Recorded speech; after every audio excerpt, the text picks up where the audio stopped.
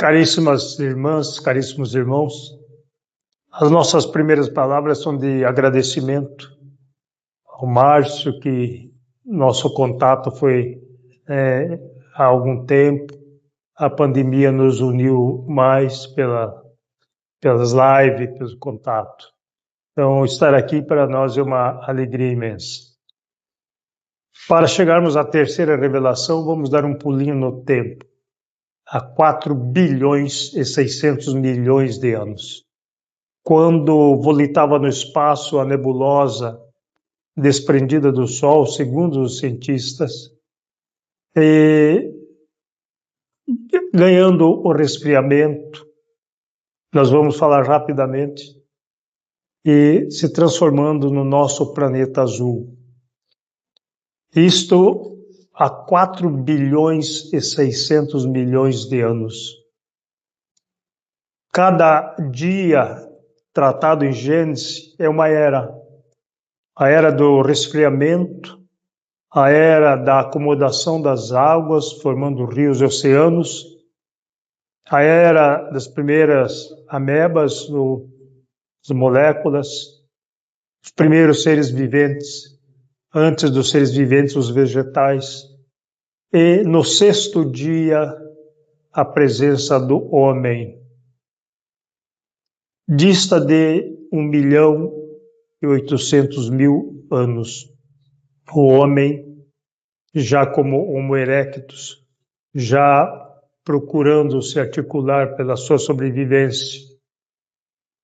Há 500.000 anos, nós chegamos no Homo habilis, e há 350.000 anos nos nossos dias, o homem de Neandertal, que também na sua transformação evolutiva, há 35.000 anos, nós já entramos na era do Homo sapiens.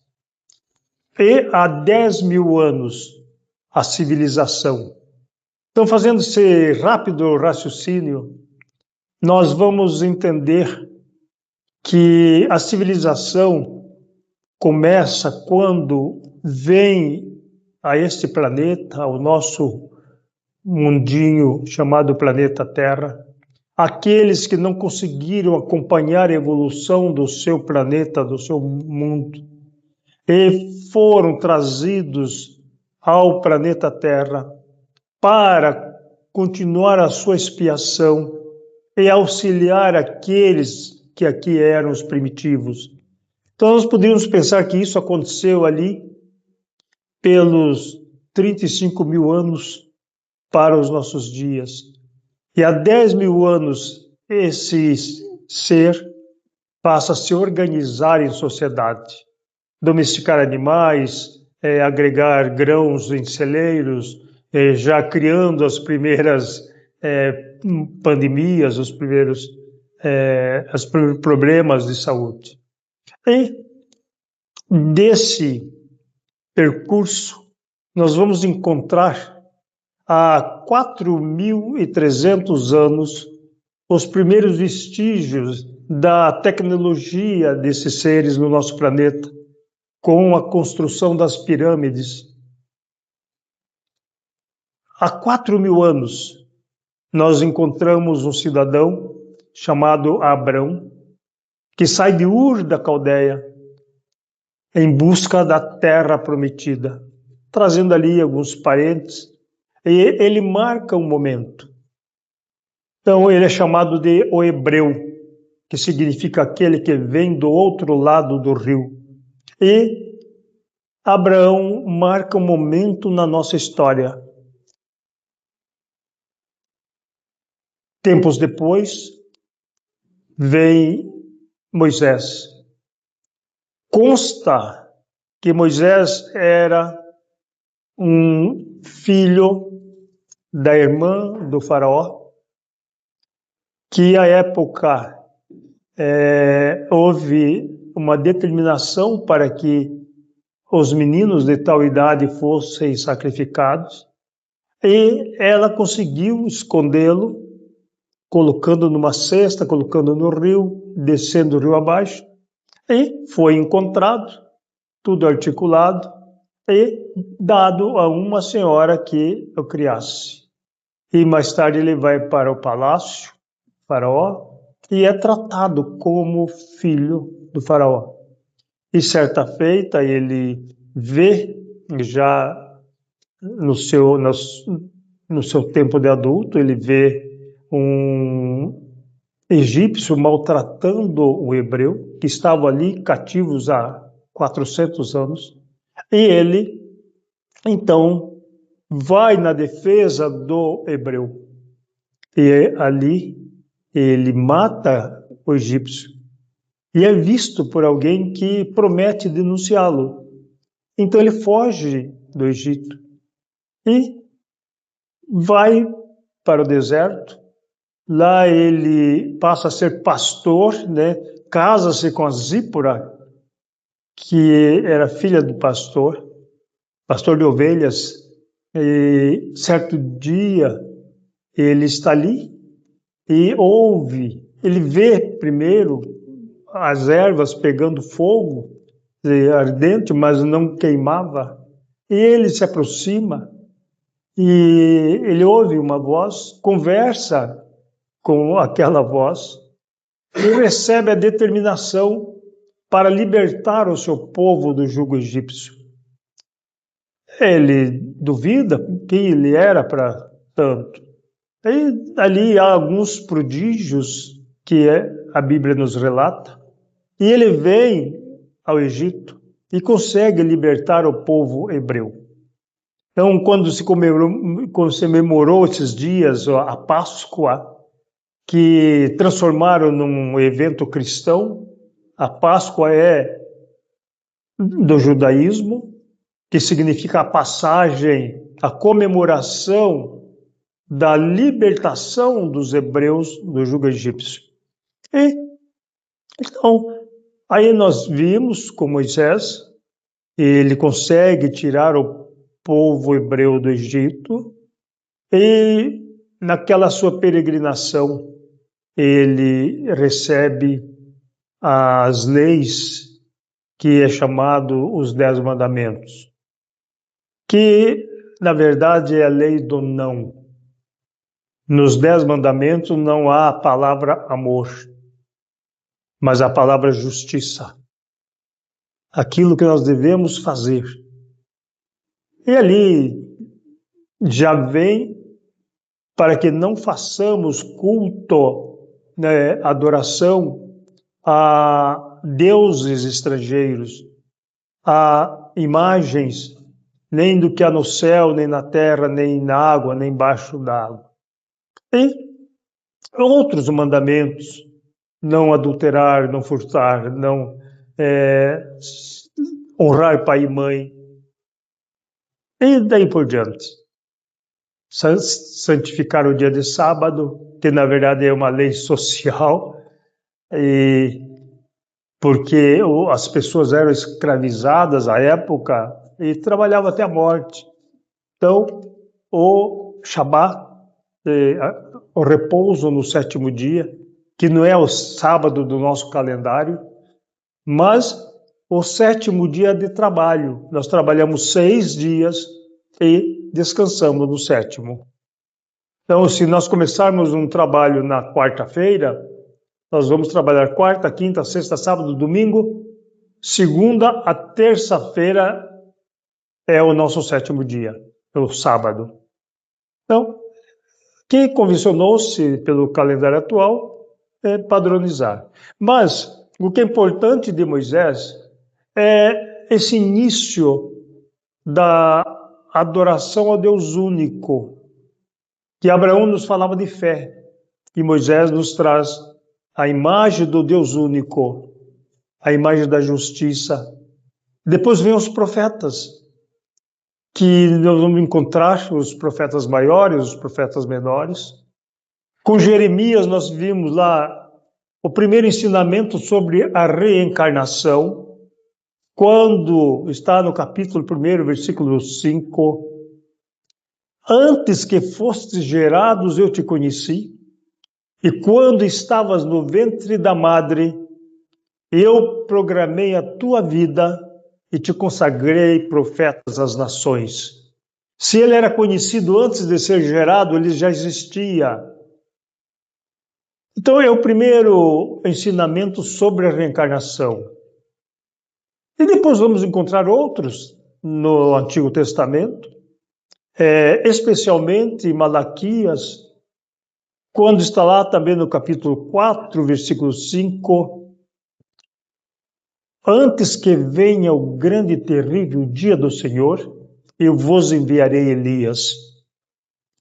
E depois de Moisés, toda essa preparação, nós vamos receber a visita, a convivência daquele que, segundo o Evangelho de João, estava com o Pai no início do planeta Terra, que nos fala que no princípio era o Verbo, e o Verbo estava com Deus, e o Verbo era Deus. Então, se no princípio ele estava com Deus, ele era um daqueles que receberam a incumbência da organização do planeta. Por isso que Emmanuel, no Caminho da Luz, nos fala que Jesus, ele teve 2 encontros no orbe terrestre, nas proximidades do orbe terrestre, para essa articulação, nós diríamos, do planejamento do nosso planeta. Primeiro, quando o nosso planeta estava em nebulosa, por isso está lá também no Deuteronômio, no 6º dia, façamos o homem a nossa imagem e semelhança, a imagem dele como ser, não é a imagem de Deus, porque Deus não tem imagem. Deus é uma inteligência, a inteligência suprema, a causa primária de todas as coisas, conforme responde os espíritos a Allan Kardec. Então nós vamos analisando esse processo e, através de toda essa preparação, Abraão, Moisés, os profetas, chega o dia da presença de Jesus entre nós para trazer de viva voz o seu Evangelho. Então, quando nós falamos de Evangelho, nós falamos sempre que é a boa nova, né? A palavra Evangelho significa gorjeta. Era o tanto que se dava para alguém que realizava algo, que trazia uma boa notícia. Ele recebia uma gorjeta pelo ato da boa notícia, e que chegou para nós como sinônimo de Evangelho. E fiquemos com isso. Mas Jesus vem. Como o Jesus místico ou Jesus mítico, para nós é o Jesus histórico. Do mesmo processo que nós fomos submetidos, ele foi criado por Deus como princípio inteligente, evoluindo, avançando nas esferas da evolução, à condição de espírito puro, e que por esta razão ele recebe a incumbência da organização, nós poderíamos dizer nesta noite, da governança do planeta Terra. E traz desde a humildade da manjedoura, e vamos pensar nesta noite que realmente ele nasceu ali numa estrebaria, que na verdade à época as hospedagens tinham compartimentos superiores, onde as pessoas se acomodavam, e os animais ficavam na parte de baixo para emitir calor àqueles que estavam, ou às pessoas que estavam ali na parte de cima. E consta, e eu vou colocar isso entre aspas, para depois até analisar, que José e Maria chegaram ali e já não tinha mais lugar no compartimento superior. Então eles se acomodaram ali na parte de baixo, e foi ali que Jesus nasceu. Eu digo aos irmãos que isso é metafórico, porque de Nazaré a Belém dista 150 quilômetros. Nem eu nem o Márcio tivemos o privilégio de engravidar nesta encarnação. Mas as senhoras que aqui estão, que já engravidaram, sabem que uma mulher não andaria 150 quilômetros a pé, nem a lombo de animal, no 8º para o 9º mês de gestação. Então, mas por que então isto? Para justificar uma profecia que dizia que Jesus, que o Messias viria da família de Davi. E para que fosse desse ramo de Davi, tinha que ser de Belém. Então essa é a acomodação dos teólogos, dos estudiosos, para justificar que Jesus era da linhagem de Davi. Mas o que é importante para nós, que ele esteve aqui, que ele trouxe de viva voz a sua mensagem de redenção espiritual, que trabalhou com seu pai na marcenaria ou carpintaria, aos 30 anos, e essas datas também são imprecisas, mas ele inicia o seu messiado, sai a angariar companheiros. Antes disso, ele vai ao Rio Jordão, onde ali um profeta chamado João, que por os seus atos de conclamação àquelas pessoas para a sua renovação espiritual, mergulhando-os na água quando eles admitiam mudar de vida, ele passou a ser chamado João o Baptista. Então, mergulhar na água foi a forma que ele encontrou, copiando os baptas da Grécia Antiga, que adoravam a deusa da torpeza, para que antes do culto eles se banhavam num símbolo de pureza. Então João adotou isto. Você se arrepende dos seus pecados? Sim. Então ele mergulhava o cidadão e dizia, fazei penitência. Ele não dizia, você está isento dos seus pecados. Mas já que você reconhece que tem débitos, vai pagá-los. É a penitência. Mas certo dia que ele batizava, aproximou-se dele aquele que era seu primo de 2º grau, que ele conhecia a sua vida, e vai para se batizar. Ele é tomado de espanto, diz, não, eu a que devo ser batizado por ti, tu vens a mim? Então Jesus diz, é necessário que isso ocorra. E ele consente, mergulha, e Jesus rapidamente sai, vai à margem do Rio Jordão. E, ora, nesse instante, João vê descer sobre ele o Espírito, não em forma de pomba, como pomba, pousando suavemente, trazendo a simbologia da paz.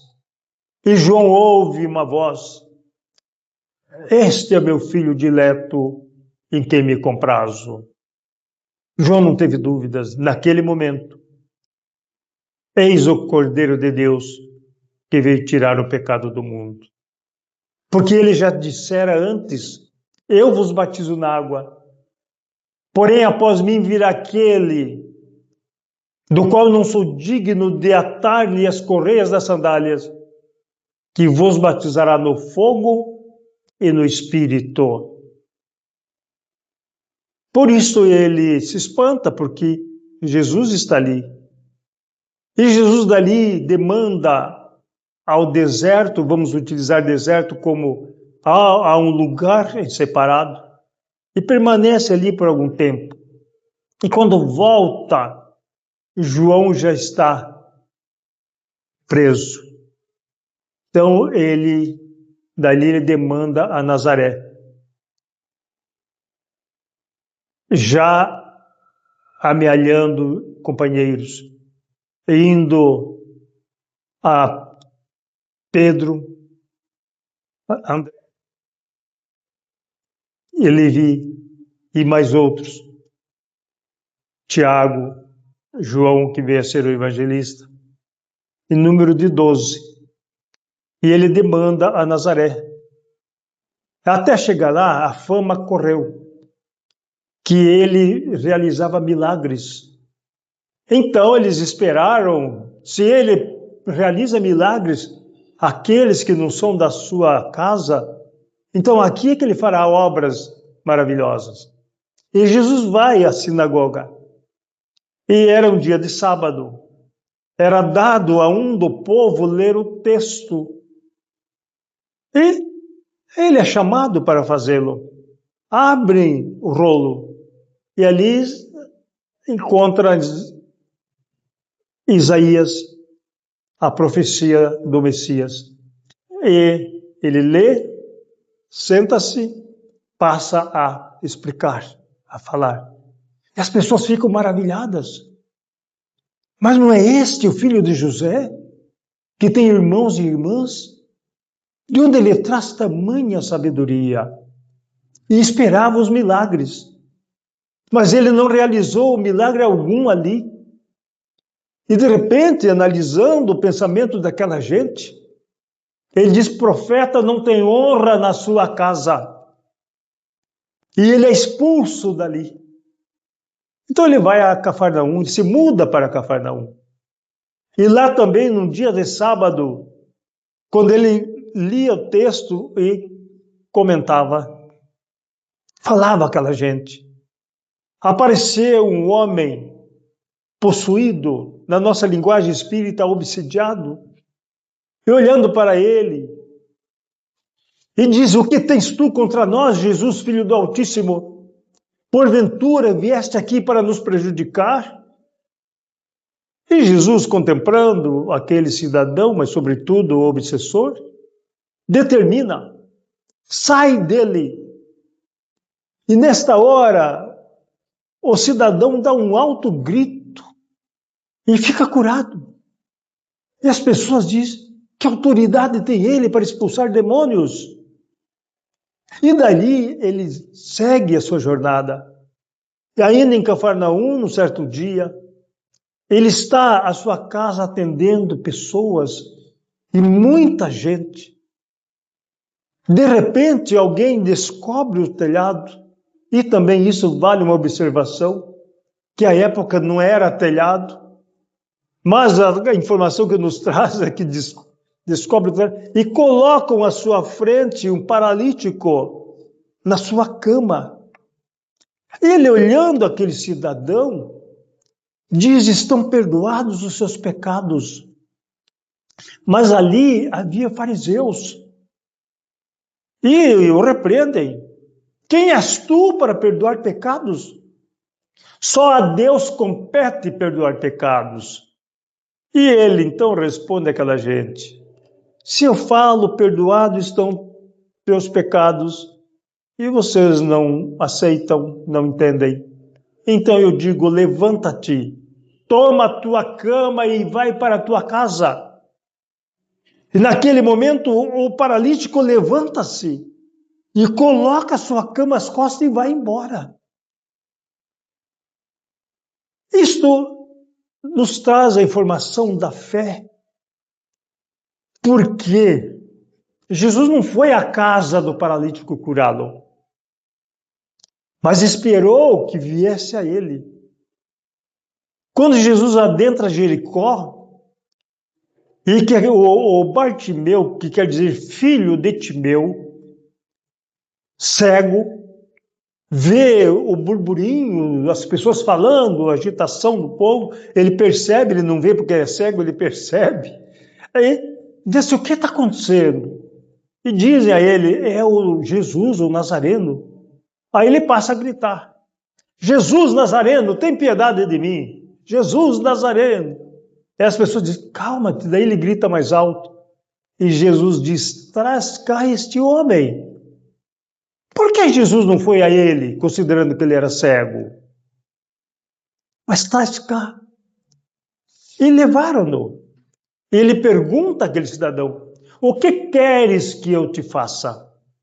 Ele diz, quero ver, quero que me faças ver. E Jesus diz, então estás curado. Aí nós ficamos pensando, por que Jesus não foi? Porque ele nos diz, vinde a mim, vós que estáis em sofrimento e vos achais sobrecarregados, que eu vos aliviarei. Tomai sobre vós o meu jugo e aprendei de mim que sou manso e humilde de coração, e tereis repouso para vossas almas.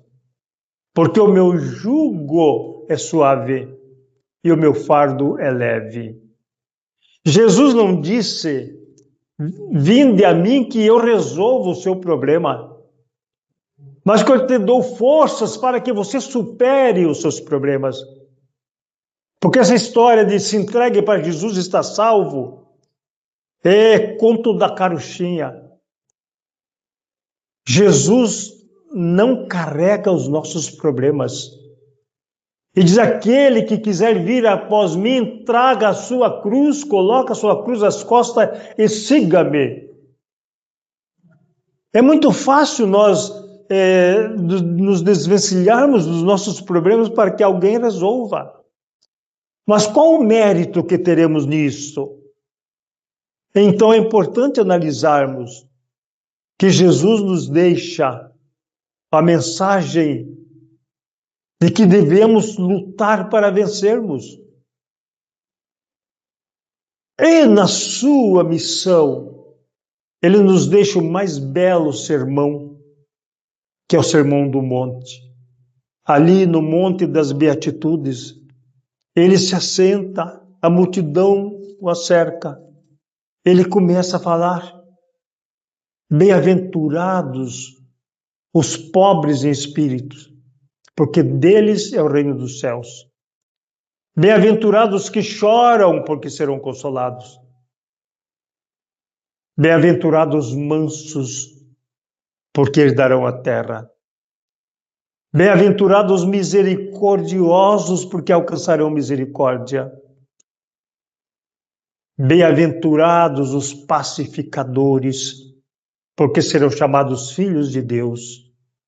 Bem-aventurados que têm sede e fome de justiça, porque serão fartos. Bem-aventurados que por amor a mim entregarão a sua vida, porque deles é o reino dos céus. Então vejamos que entre o pobre em espírito e aquele que coloca a sua vida por amor ao Cristo, tem a mesma recompensa. Significa aquele que se desvencilha das coisas materiais. Este alcançou a condição do reino dos céus de espírito puro. Mahatma Gandhi, ele que não era cristão, lendo o Sermão do Monte, ele diz, se a humanidade perder todos os textos sagrados e sobrar apenas o Sermão do Monte, a humanidade já tem um código moral para seguir. Este é Jesus, o nosso Messias, que realiza então ali a segunda revelação. Moisés nos traz a primeira, que é a da justiça, e Jesus nos traz a mensagem do amor. E ele diz lá em João 14, se me amais, guardai os meus mandamentos. E eu rogarei ao Pai, para que ele vos envie um outro Consolador, que vós não podeis receber agora, porque não o vê nem o compreende. Mas quando vier outro Consolador, que o Pai enviará em meu nome, que é o Espírito da verdade, ele vos fará lembrar de tudo que eu tenho dito e vos ensinará todas as verdades. Nós falamos sempre que Jesus prometeu outro Consolador. Eu discordo desta colocação. Ele prometeu que rogaria ao Pai. Então, o Consolador é enviado a nós pelo Pai, numa previsão dele por amor a nós. Se me amais, guardai os meus mandamentos. E quando ocorre esse Consolador? Nós sabemos que da trajetória de Jesus, do advento de Jesus na Terra, até os nossos dias, muita coisa aconteceu. Os seus seguidores, perseguidos por 300 anos, reunindo-se clandestinamente, até a tomada do Império Romano por Constantino, que politicamente assambarcou o cristianismo para dominá-lo, que transformou o cristianismo num instrumento do império, que colocou no cristianismo todos os equívocos do judaísmo, as adorações. A Igreja Católica Apostólica Romana, por ser romana, não é cristã, não é judaica, que era um braço do império, e que no concílio de Nicéia, em 325, se estabelece que Jesus é Deus. Ários, o bispo de Alexandria, se coloca contra essa ideia e simplesmente é vencido por Atanásio, que é dono da teoria ou da tese, e dali ele é excomungado e degradado. Em 381, já com a tradução da Vulgata Latina, feito pelo padre Jerônimo em 348, é colocado onde havia espíritos bons nos escritos, é transformado em Espírito Santo por Jerônimo. E no primeiro concílio de Constantinopla, então é dado a condição desse Espírito bônus ou Espírito Santo, a condição de Deus. E ali se estabelece a Santíssima Trindade. Esses dias eu ouvi o Papa falando, Deus não existe. Assustaram-se. Como, Senhor? Deus não existe. Existe Pai, Filho e Espírito Santo. Isto significa politeísmo, a volta ao passado. Mas em toda essa luta, em 1400 e pouco, João Hus se coloca contra a igreja. Ele era um da igreja. E simplesmente ele é queimado vivo por não concordar. E como Jerônimo de Praga era seu discípulo, também padre, queimaram por solidariedade. E quando ele estava sendo queimado, ele diz àquela gente, hoje vocês matam um ganso para voltar um cisne. Então essa trajetória de Jean Hus a Martinho Lutero, Calvino, Zwingli, Erasmo de Rotterdam, Emanuel Swedenborg, todo um trabalho para a preparação da vinda do Espírito de verdade e nos trazer a terceira revelação. Aí nós vamos analisando Allan Kardec, que, como nós conhecemos, ou Hippolyte Léon Denis Rivail, nascido na cidade de Lyon, filho de família tradicional católica. O seu pai era juiz de direito, criado na educação católica, encaminhado a Everdun para estudar com Henri Pestalozzi e se preparando para o futuro. Consta que aos 14 anos, quando Pestalozzi empreendia viagens, deixava a sua escola sob a responsabilidade do Hippolyte Léon Denis Rivail, com 14 anos de idade, para lecionar aos seus colegas. E, mais tarde, ele já adulto,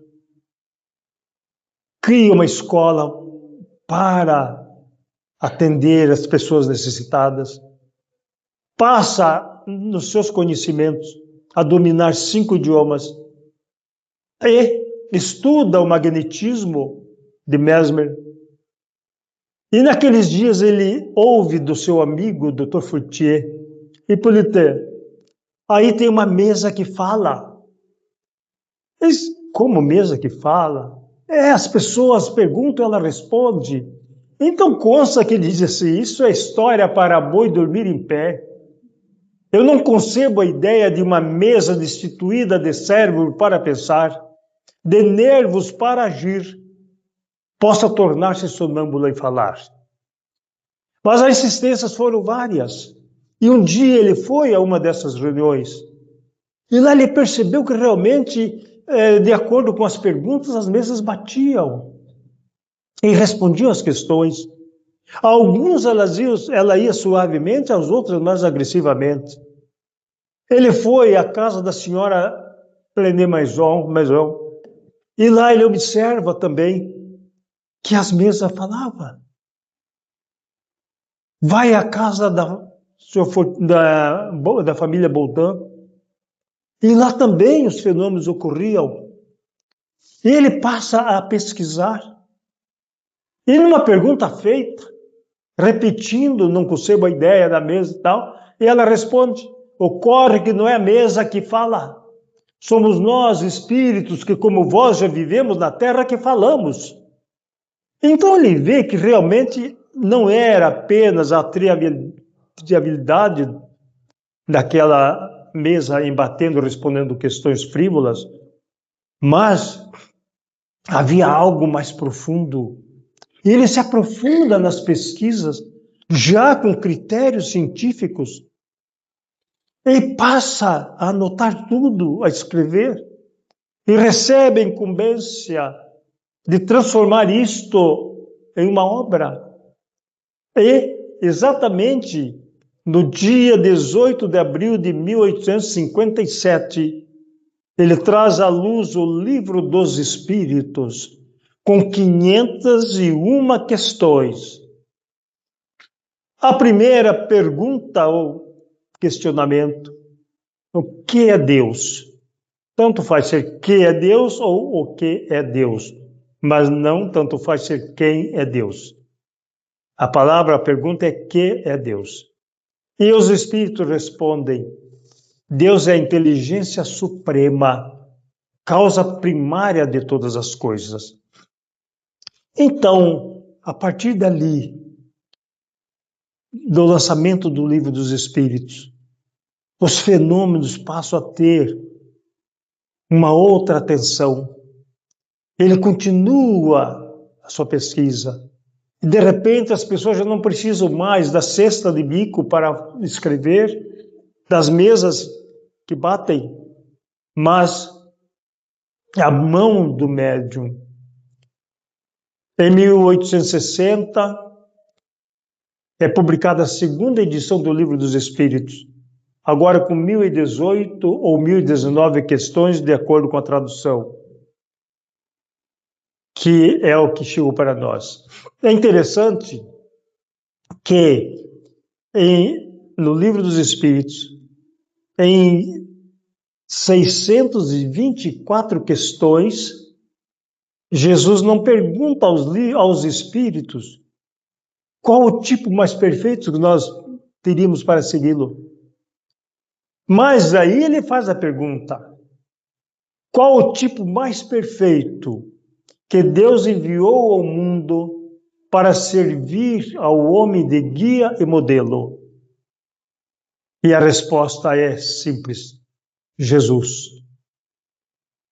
Então Allan Kardec dá a doutrina espírita, que para ele era uma doutrina e não uma religião, a moral do Cristo.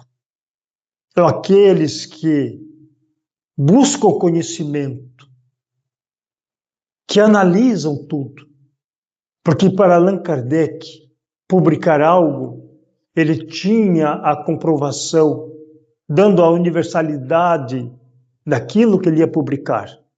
Ele não recebia uma mensagem e logo publicava como verdadeira. Ele confrontava com outras, vindo de outros lugares, e daí ele publicava. E nós então recebemos A terceira revelação nos falam que fora da caridade não há salvação. Então, a doutrina espírita consiste na caridade. A lei de justiça, amor e caridade é a resposta que os espíritos dão quando Allan Kardec pergunta sobre o bom espírita ou sobre o homem de bem. E diz: o homem de bem é aquele que respeita, que adota a lei de justiça, amor e caridade em toda a sua plenitude.